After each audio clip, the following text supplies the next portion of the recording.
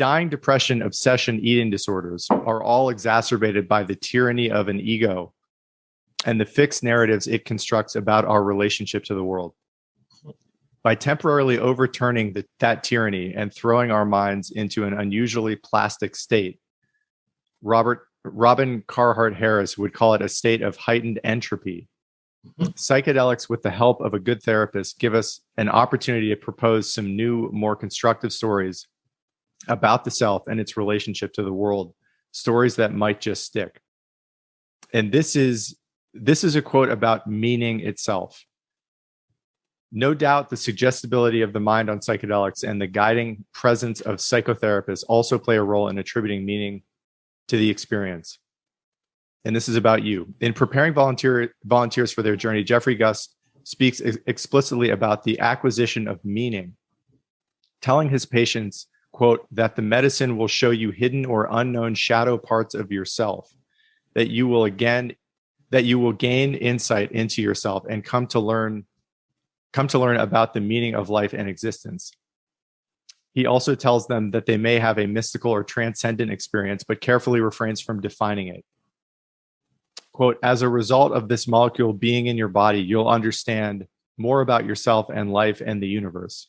And more often than not, this happens. Replace that sciencey word molecule with sacred mushroom or plant teacher, and you have the incantations of a shaman at the start of a ceremonial healing. Really? I said that? The last part, I think your quote ends at, as a result of this molecule being in your body, you'll understand more about yourself and life and the universe. The closing sentence was from Michael. The closing two sentences there were from Michael Pollan.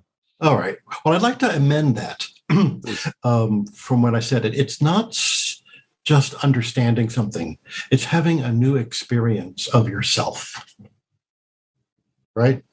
As I've grown older and done more work with psychedelics and in psychoanalysis, I'm more convinced that it is a new emotional experience that brings about transformation, and that our insight and narrative about it follows the new experience. If we just have an insight, it may remain apart from active lived experience. And we all know people who can talk endlessly about the nature or the creation of their suffering, but that may be more informative than transformative.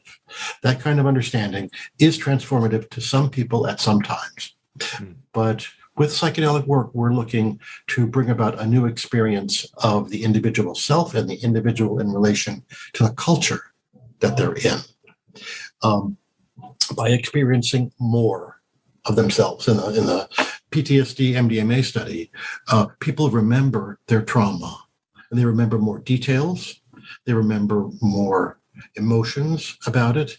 And when they do so, they're doing it in a super supportive, carefully constructed environment, so that instead of being dissociated and having amnesia, they have an association, that is an emotional connection to something that they remember, rather than being dissociated from something that they forgot. And this would be overwhelming and re-traumatizing, aka a flashback, if it were to happen in an untherapeutic setting. But when it happens in a carefully constructed therapeutic setting, it allows the emotions of the memory to change. So they're no longer so terrifying, no longer so enraging, and they can be thought about and thought through with support around. So instead of being alone, terrorized, leading to dissociation and amnesia, you have memory, emotion, and support to allow you to incorporate those stories that were the core of the trauma into yourself. So they don't make the memories go away.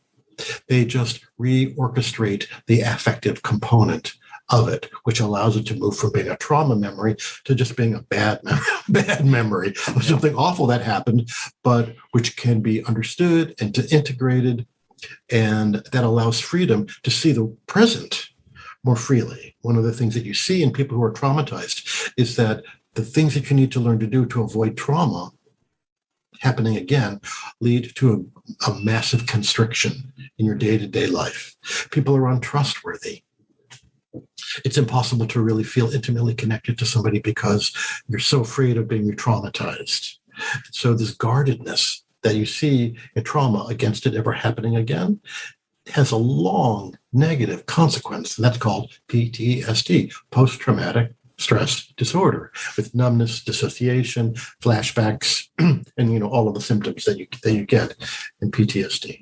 Yeah. So this MDMA-assisted therapy allows for a greater richness of memory with emotional content in it, in this super supportive environment with two therapists and music, all the therapy before and after, and so forth. So the whole thing is a transformative environment. The whole treatment, all 5 months of it, not just the medicine session. Yeah. The whole thing is preparing for the session, having the session, and then integrating what happens after the session.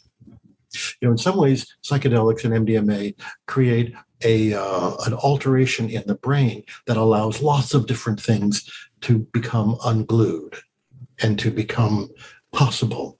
But it's the context that it's happening that allows that energy to be something that has a certain kind of construction and arc to it. With PTSD and MDMA, the arc is healing of trauma. If you were a scientist and you wanted to solve a problem like Francis Crick and the shape of the double helix, he used LSD to solve the problem of what shape could LSD have. There was all this data about what the DNA molecule was supposed to look like, and he couldn't figure it out. Under the influence of LSD, he saw how the double helix explained all of the scientific data information. And suddenly he had this insight of how to put it all together in a new way. And that's because this is a story I like. That's because all of the things that said, well, it couldn't be this, it couldn't be that, it's got to be this, it's got to be that, they were like taken offline for a while. And he was able to creatively use the information and put it together in a new way. It's an example of how a psychedelic experience can be used for scientific creativity rather than healing of a personal problem.